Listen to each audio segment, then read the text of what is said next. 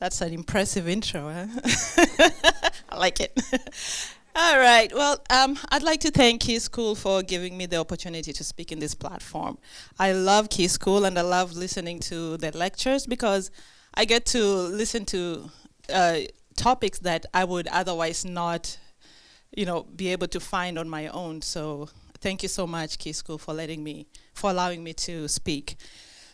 I also like to thank Pam for giving me the opportunity, and thank you so much for asking. The Quest, this is my debut novel. I've always wanted to write a book, and I didn't know what to write about. I tried so many times to write. I have written other stuff, through primary school and high school. I think I have 4 books, but they are all sitting under my bed in my mom's house, all handwritten, because I wrote them before computers became a thing. So I'm going to start. So a little bit about me. As Pam said, I grew up in Nairobi, Kenya. I went to school there, primary school and secondary school, and then after that, I came to America.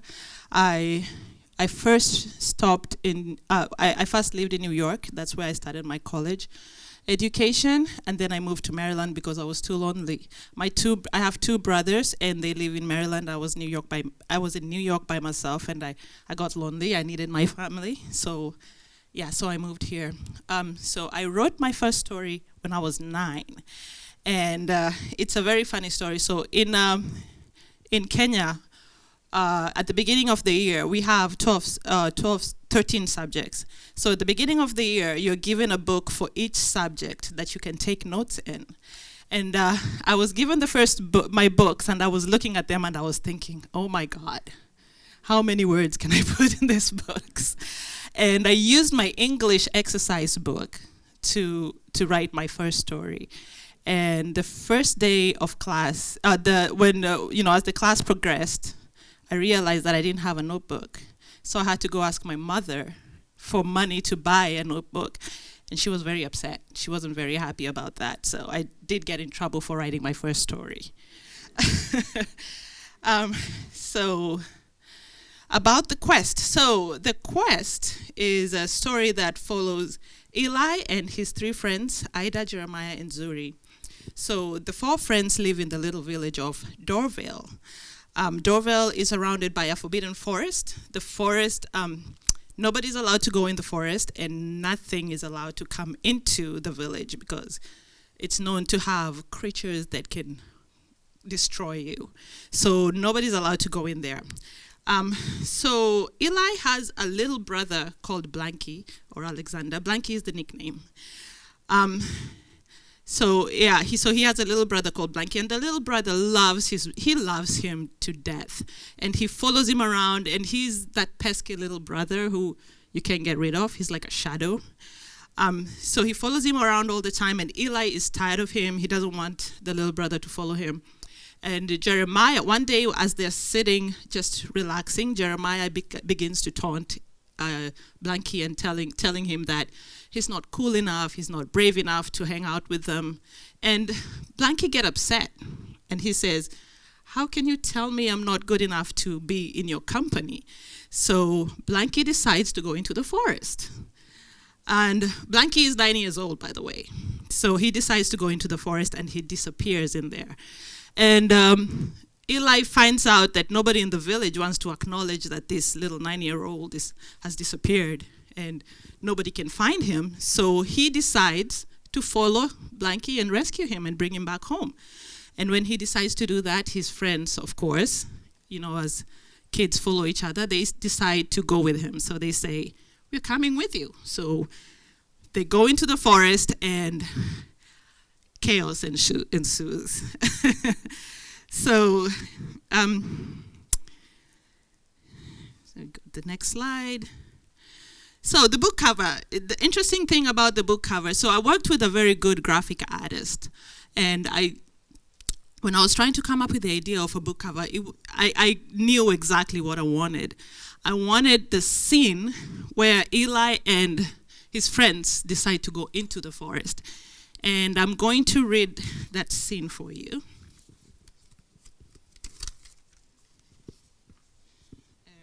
Because that's the catalyst. That's what starts everything. Okay, so I shall find it. Okay. Okay.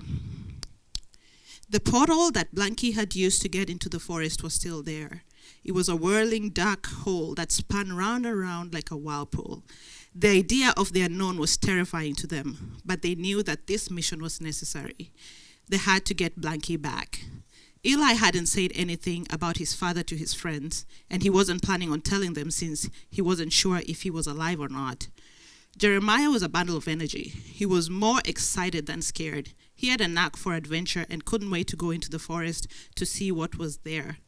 Eli had to keep an eye on him. Jeremiah sometimes tended to be a little impulsive, and Eli knew that his impulsiveness had the potential to get everyone in trouble. Ida and Zuri were a bit calmer. He didn't think he would have to watch them much, which was good for him.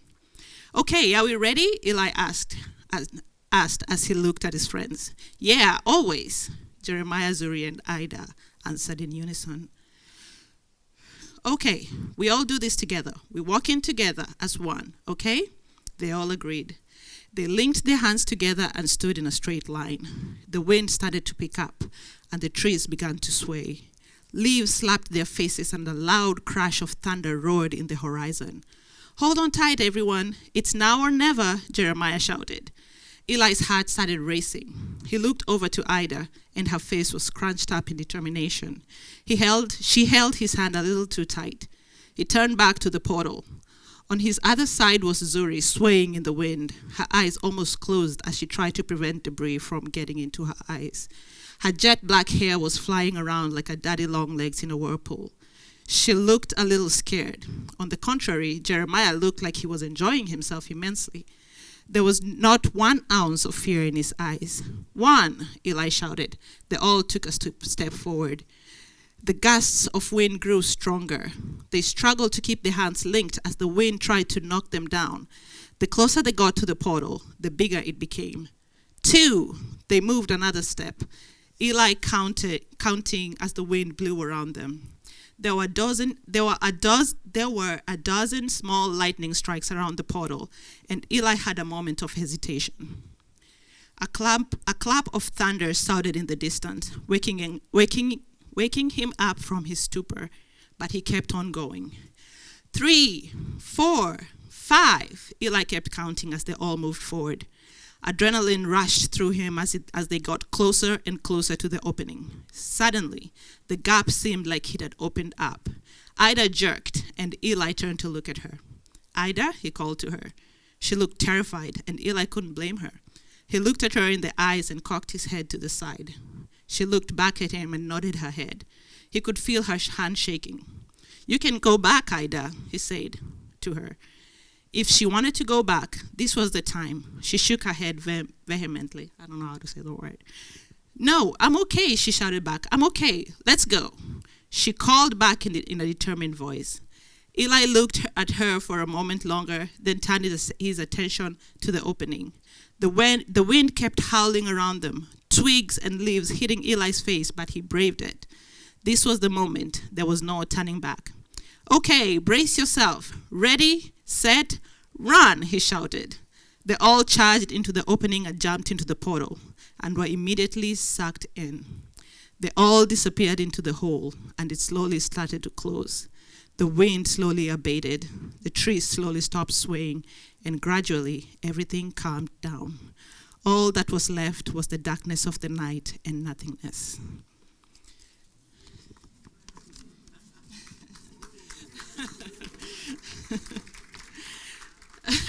Thank you. So that's the where everything starts going crazy, haywire. All right. Next. So I'm going to talk about the inspiration for the quest, sitting right there. So the quest was inspired by my son Eli. So when he was little, from the day he was, well, when he was born, I used to sing to him before he goes to sleep. But then when I realized that he was interested in books because used to look at pictures all the time, I decided that every night we'll make it a routine. Before he goes to sleep, we'll read a book. So every night he would go to his little bookshelf, pick a book, and I would read it. Then one day I decided, well, since I know how to tell stories, maybe I should tell him a story instead of reading one. So he brought a book. I said, well, Eli, today I think I'm going to tell you a story. So I told him a story. I started, once upon a time, there was a boy called Eli, and he chimed in, and his best friend, Jeremiah. So Jeremiah was his friend when he was in daycare, and he really loved Jeremiah. He talked about him all the time. I don't know if he remembers him, but he talked about Jeremiah all the time. So, well, then the trajectory of my story changed because now I had two protagonists. So I started telling him stories about the adventures of Eli and Jeremiah. And most of the time it was about Eli and Jeremiah running after squirrels in the playground. It was nothing major. Then one day I was sitting on my bed and I thought, I keep telling him all these stories. Maybe I should write them down and keep them for him so he can remember them when he grows up. So I took my computer, I sat down, I started writing. Nothing came out. I wrote and deleted so many words. I said, this is not working. I have to do something. So I sat down one day and I wrote the prologue of the book. And after writing the prologue, I said, I'm just going to make this into a novel. He's going to grow up one day, right? And he's going to be able to read a lot of words. So that's what I did. So I started writing the novel. And I wrote it, he was 4 years old then. So I wrote it, and then I got to a point, and life caught up with me. I was going to school, I was working full time, taking care of a boy, I had a home to manage, and I stopped, So I didn't write anything for a really long time. And then last year I got sick. I got really sick, and I could not do it. I couldn't take care of myself. I had to move in with my brother to take care of me. And I remember laying on the bed, wallowing in self-pity, and I was looking at the walls and I was like, I need something to tether me, to hold me. Because most of the time when I'm having a hard time, I always revert to books. I like reading books because it takes me somewhere else. And I said, I need something to tether me because I'm very off balance. So, and then I said, there's a book I was writing. Why don't I just finish it? So I got my computer and I finished the book. And I finished the book, and then I sat there and I said, okay, now what? The book is done. What am I going to do? So I decided to, I sent it to an editor, and she edited it. I got it back. And then I said, let me just make a cover. I made a cover. And then my brother said, why don't you just publish it since, you already started? And I published it, and, there it is. So that's the journey, of how this book came about. It wasn't anything planned, premeditated. I was writing a story for my son, and then I got sick, and I finished it, and I just needed something to hold me, to keep my feet on the ground, and So the next, the trigger. Now the quest has a lot of interesting tidbits, and most of it is connected to my personal life. So the genesis of the trigger is the reason why Blanky runs away to go into the forest. So when I was looking for a reason for Eli and his friends to go into the forest, I thought maybe, I would just say they were curious and they wanted to go into the forest because they were curious, but that wasn't really a valid argument, because if you're curious about something and then you face a roadblock, what do? You go back home, right? So I needed something that would make them go the whole distance. Something that even if they hit a wall, they could find a reason to climb over the wall and keep going. So I was sitting in my living room one time, trying to think about this. And I remembered an event I had with my sister when I was younger. I think I must have been like maybe 7 or 8 years old. And my sister, I have 2 sisters, Elizabeth and Immaculate. Elizabeth is the oldest one, which I think she's amazing. But Immaculate is the one I'm talking about. She's 3 years older than me. And when I was little, I used to follow her everywhere. I was like her shadow. Everywhere she went, I was there. Everywhere she went, I was there. And I remember one day she got really upset with me. And we watched a movie at my house. And then I went to the kitchen. I came back. There was no one in the house. I'm like, where did everybody go? So I went to my neighbor's house. That's where my best friends live. And they were all sitting there. And I walked in the house all happy, like, here I am. And the first thing my sister said was, why do you keep following me? She says, why do you keep following me? Go home. And, and I remember my little heart broke. And I remember getting really upset. And I was like, she doesn't want me around, So I closed the door, I went home, and I wrote something. Yeah, so I remembered that part, that thing, and I was like, maybe I could use that in the book. I could make Blanky the irritating young kid who follows his sister around and have him disappear, And that's where the genesis of the trigger for the book came from. Okay. All right. Now, the Enchanted Forest, it also has a story where it came from. So the Enchanted Forest, this, when I was in class 8, I think it's an equivalent to 8th grade. Back in Kenya, we have a class, and it's called the English composition class. You start, as soon as you hit fourth grade, everybody is required to take that class. And that class, the teacher gives you either a proverb, which is like the sayings of the wise, and you have, or just a line, and you have to write a 4-page story connected to that proverb or the line, and you have to stay on topic, and you have to fill up the 4 pages, otherwise you lose points. So when I was in class 8, we had that. That was my favorite class, by the way, as you can imagine. So in class 8, I wrote a story. And when I wrote this story, I wrote a story about these 4 children who live in a village. And they go into an enchanted forest, but that enchanted forest was full of cannibals.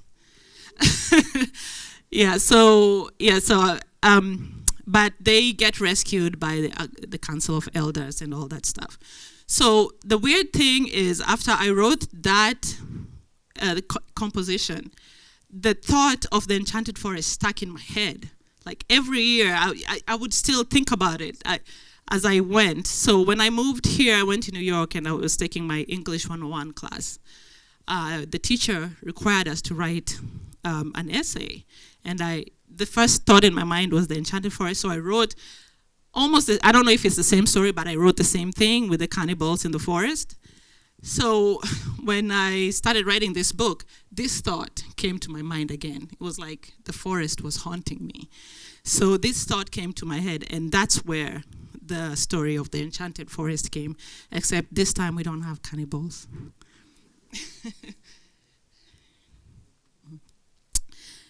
Okay, so, and then, so we have the setting of the quest.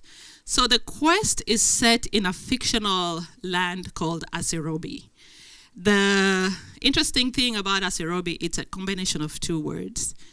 Asembo, which is my ancestral home. That's where my ancestors come from. So I took the Ase from Asembo. And Robi I took that from Nairobi, where I grew up. So the land called Aserobi comes from those 2 words. Now, here's a map I drew of Aserobi, a little sketch. I don't know, is it clear? Can you see it? Yeah, so I'm gonna go up there so I can point it out. So this right here, this is Dorville. This is where Eli and his friends live. And that's the forest, though you can't see the forest, the trees. I think I didn't draw it really well. So, and then this is the forest area right here. This is Norvador. For those who have read the book, you know about the Aloe Gummies. This is where the Aloe Gummies live. And this is Miss Margaret's house. And this is Amber Ridge. And that's the Golden City where Eli and his friends are supposed to go. Now, these are the places, Cariel, Garrison, and Motodor. Those are in the second book. And this is the This is the campsite for book 1. This is a campsite for book 2. And there's another campsite here for book 2. So that is a map of Aserobi, the land of Aserobi. All right, so Dorville. Dorville is a very nice, quaint little village. It's very small. Everybody knows everybody. Everybody works together to keep the town going because they're not allowed to leave. So everybody pitches in. The young people take care of the farms. The older people, they take care of everything else, and everybody works together. And nobody's allowed to leave. So now we'll go to the characters, the main characters. Now the first character is Eli over there. I tried to base most of the characteristics about Eli, but when I was doing this presentation, he said, well, there's a little bit of me in everybody, so. Yeah, so Eli is he's a tough kid. He grew up without his father, so he's had to grow up really fast, and he has been given the responsibility of raising and taking care of his brother. He's very mature for his age, but he has moments of playfulness, especially when he's around Jeremiah. Jeremiah kind of grounds him and reminds him that he's still a child. So he loves and adores his brother and his mom and his family and his friends, but he's very stubborn and very strong-willed. Then we have Jeremiah. So Jeremiah is a man's man. He has been influenced significantly by his father. His father is everything to him. He worships his father. His father is known to be one of the greatest warriors in the village. When he grows up, he wants to be exactly like his father. He's very loyal and a man of his word, and he's always very playful and doesn't take himself very seriously. Then we have Zuri. So Zuri is very protective and very brave. She's the oldest in our family. She's tough. She talks a little too much. She's very curious, and she wants to do everything the boys do. She doesn't like to be left out. She's one of those girls who believe that a girl can do anything that a man can do, And she's very loyal, and she's also a very, very good friend. Then we have Ida. Ida is very shy and introverted. Ida, her parents are very protective. They had a hard time conceiving her, and she is their miracle child. So they have really sheltered her so much. She's not allowed to do anything remotely dangerous or risky, and that's why it's very strange that she decided to follow her friends into the forest. But there's a lot more about her. She's very mysterious. But in the second book, she comes out. Then we have Blanky, Alexander. He's just the sweetest kid. He's just living his life in Dorville. Just going through the motions. He loves his mother and his brother, and they're everything to him. Then we have this guy, Smitey, or some of the people who've read my book call him Smitty, but I call him Smitey. He's a very complicated character. He has such a complex history. He has lost most of his family to the Aloe Gummies and the Zubarus, and he has lost himself, or the essence of who he is. So he's just floating through life. He's desperate to go back to how his life was before the Zubarus came to Asirobi. He reacts more to emotion than reason. You know, if you upset him, he reacts. Anything you tell him, if it's emotional, that's how you get him to react. Then we have my favorite, Margaret. She's one of my favorite characters. You know, she's just very kind, very gentle.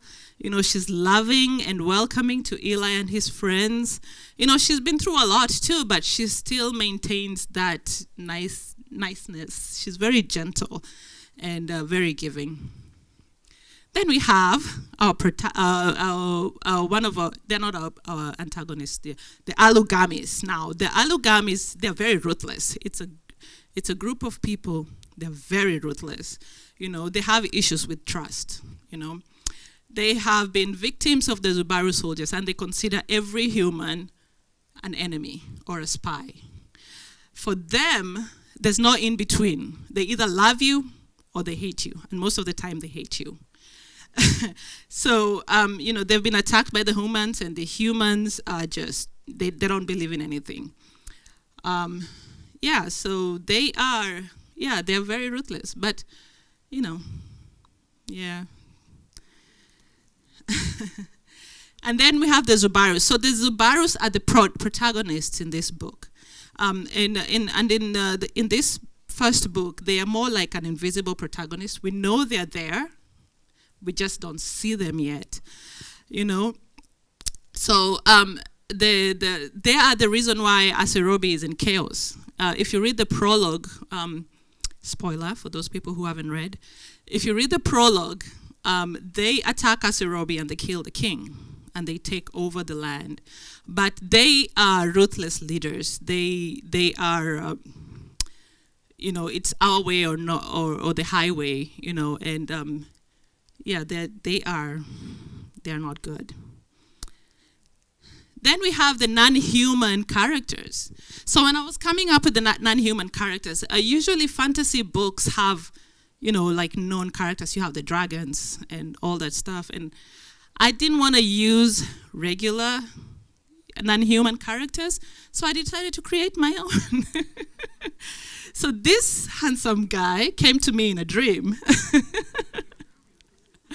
So yeah, so there I was sleeping, minding my own business, you know, and I saw this vision, and it was three silhouettes of children standing in the forest, and the first thing I saw were the glowing yellow eyes, and then I saw the glowing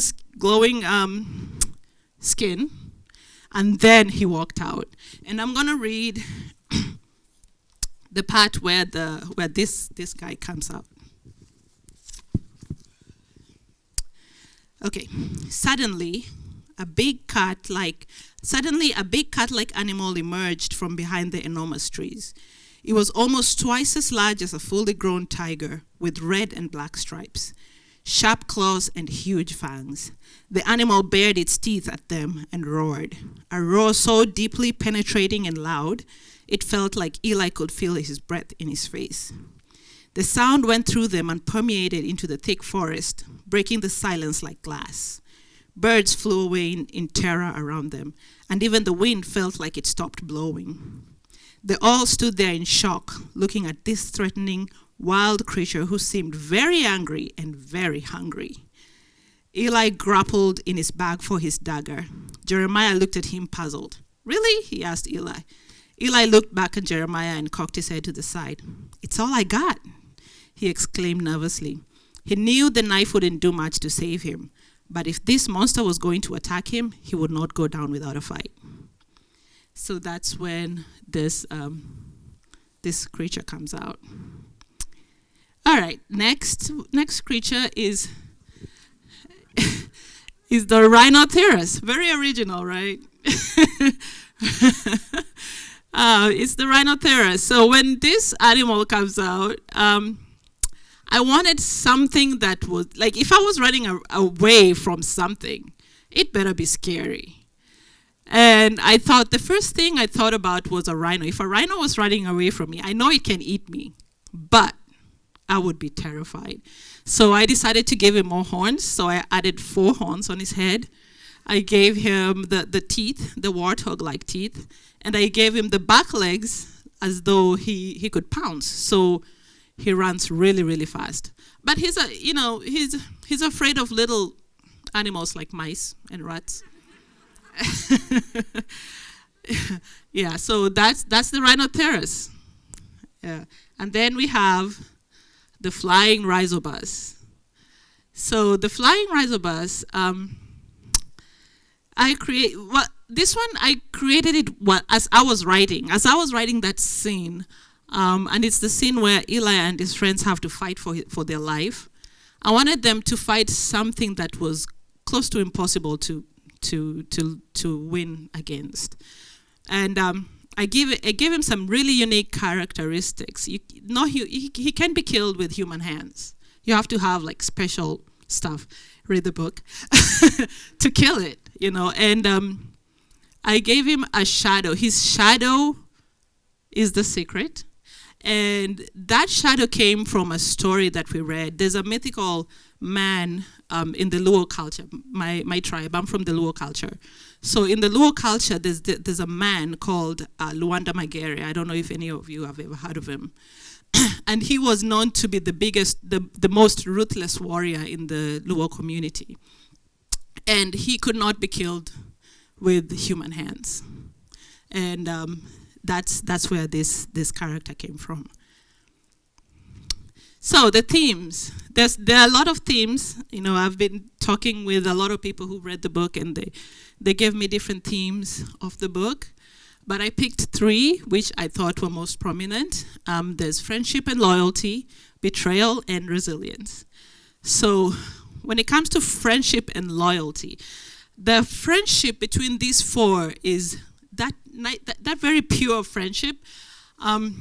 I don't know if you've ever had that kind of friendship where somebody has your back no matter what, no questions asked. It's like, it reminds me of the friendships that I had with the people I grew up with. We were friends, and if you ask us why we were friends, we really don't have a reason. We're just friends, And I know that they have my back, no matter what. They have my mom's back. When I'm not home, they go in and check on my mom all the time. And that's the kind of friendship that I wanted these 4 to have. That pure friendship that's not tainted by the world, because the older you grow, you get tainted. You go through betrayals, you go through all these things. And when you start picking your friends, you're very careful and very cautious. For them, they're not cautious. They're just friends. No questions asked. And that's the kind of friendship that I wanted to show. And the loyalty between them, nobody can get in between those 4 people. Then there's betrayal. And when it comes to betrayal, I picked image and character, because sometimes you meet people and they give you an image of who they are, right? But then the character does not match the image. They come out and they're this really good person, and then you realize later that they were really not that good person. And the examples that we have in the book is the Aloe Gummies. They come out and they save Eli and his friends, but are they really saviors? We don't know. Smitey comes in. He's this nice guy, but do we know if he's a good person or not? We don't know. So we don't know. And for me, is my other thought was, for our kids, when like Eli, I worry all the time. When he grows up and he goes into the world, will he be able to know the difference between who's for him and who's not for him? That's a big question, but I hope that I'm raising him well enough to know, so he will be able to decipher the difference. One more point. I forgot to say about Dorville. So when I go back to Dorville, and the point that I was making about kids not knowing how to decipher the good from bad, I take Dorville as a metaphor for that protection and cover that we give our children, right? When our children live with us, we protect them. They fall down, we pick them up. You know, if somebody upsets them, we are in there, you know, advocating for our children. But then once they leave Dorville, who's there to protect them? You know, so Dorville is kind of a metaphor of that little cocoon that we put our children in, and the rest of us, Nairobi, is the world, you know. So, I mean, we have to raise our children so they can be able to navigate that world and come out victorious. Okay, the next one is resilience. I think this is the main theme. Resilience is, you know, in the book, poor Eli and his friends, they go through a lot.